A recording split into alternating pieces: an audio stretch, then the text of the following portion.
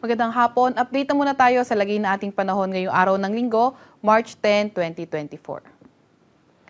Sa kasalukuyan nga ay itong northeast monsoon o amihan nakakaapekto pa rin sa may northern at sa may central Luzon. Asahan nga natin dahil sa may northeast monsoon, yung maulap na papawirin na may mga ulan dito sa may Bicol region.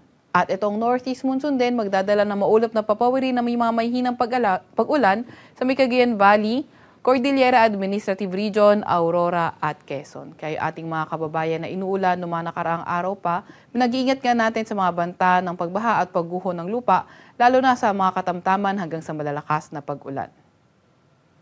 Para naman sa lagay ng panahon sa Metro Manila at sa nalalabing bahagi ng Luzon, better weather inaasahan natin kung saan may mga tsansa lamang tayo ng mga mahihinang pag-ulan.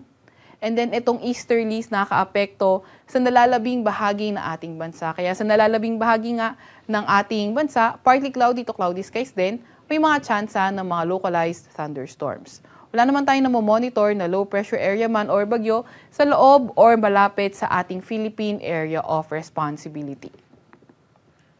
Para naman sa lagay ng panahon bukas, inaasahan nga natin na for tomorrow, posibleng humina yung epekto ng amihan at easterlies naman yung ating magiging dominant na weather system.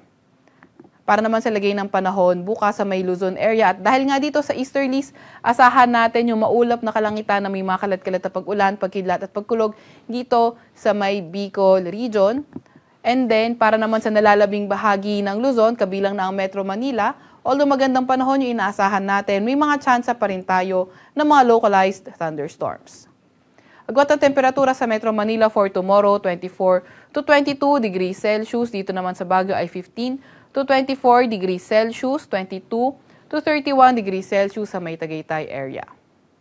Sa may Lawag naman ay 22 to 32 degrees Celsius, 22 to 30 degrees Celsius sa may Tugigaraw at 24 to 30 degrees Celsius sa may Legazpi. Agwat naman ng temperatura sa Puerto Princesa ay 25 to 32 degrees Celsius at 26 to 33 degrees Celsius naman sa Kalayaan Islands. Para naman sa lagay ng panahon dito sa may Visayas and Mindanao, asahan nga natin itong easterlies magdadala ng mga kalat-kalat na mga pag-ulan, pagkidlat, pagkulog sa may Visayas area for tomorrow sa may Eastern Visayas. Mas magandang panahon sa nalalabing bahagi ng Visayas at Mindanao kung saan may mga tsansa nga lang tayo ng mga localized thunderstorms.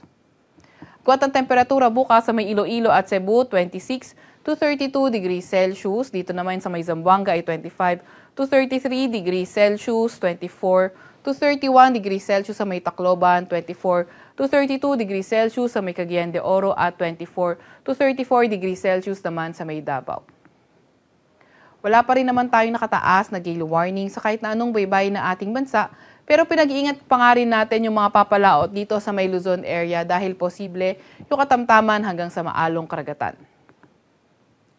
Para naman sa 3-day weather outlook ng ating mga pangunahing syudad, pagdating ng Tuesday and also Wednesday, posibleng maramdaman yung epekto ng amihan sa ilang bahagi ng Luzon area. At para naman sa Metro Manila, Tuesday and Wednesday, dahil nga sa epekto ng amihan, mga may hinang pag-ulan, yung inaasahan natin. Pero pagdating ng Thursday, may mga tsansa na tayo ng mga localized thunderstorms. Sa Baguio City naman, Tuesday, Wednesday, maulap na may mga tsansa ng mga may hinang pag-ulan. Then pagdating ng Thursday, may mga tsansa na ng mga localized thunderstorms. Legazpi City, so Tuesday, mga partly cloudy to cloudy skies, mga tsansa ng thunderstorms posible. Then Wednesday lang natin inaasahan na makakaranas yung Legazpi City pati na rin yung Bicol region ng amihan. Then pagdating ng Thursday, dahil posibleng humina na yung amihan by this time, kaya may mga tsansa na tayo ng mga localized thunderstorms. Agwat ang temperatura sa Metro Manila, Tuesday to Thursday, 23 to 33 degrees Celsius, 24 to 24 degrees Celsius sa Baguio City at 24 to 32 degrees Celsius naman sa may Legazpi. Sa Metro Cebu, Iloilo, Tacloban, pati na rin sa may malaking bahagi ng Visayas. So hindi naman natin inaasahan sa kasalukuyan na makakaapekto yung amihan in the next 3 days sa area ng Visayas, kaya mga localized thunderstorms posible sa area na to. Agwat ng temperatura sa Metro Cebu maglalaro mula 25 to 32 degrees Celsius, 25 to 32 degrees Celsius naman sa may Iloilo City at 25 to 32 degrees Celsius naman sa may Tacloban City.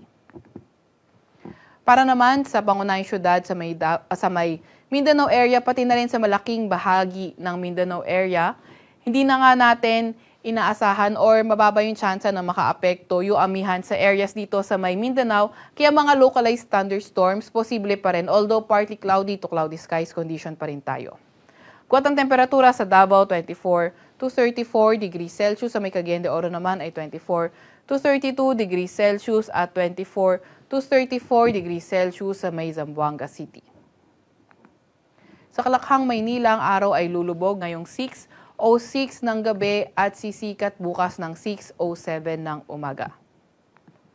Huwag magpapahuli sa update ng Pag-asa. I-follow at like aming Facebook at Twitter account, DOST_Pag-asa. Mag-subscribe din sa aming YouTube channel, DOST-Pag-asa Weather Report. At para sa mas detalyadong impormasyon sa kalagayan ng ating panahon, bisitahin ang aming website, pag-asa.dost.gov.ph.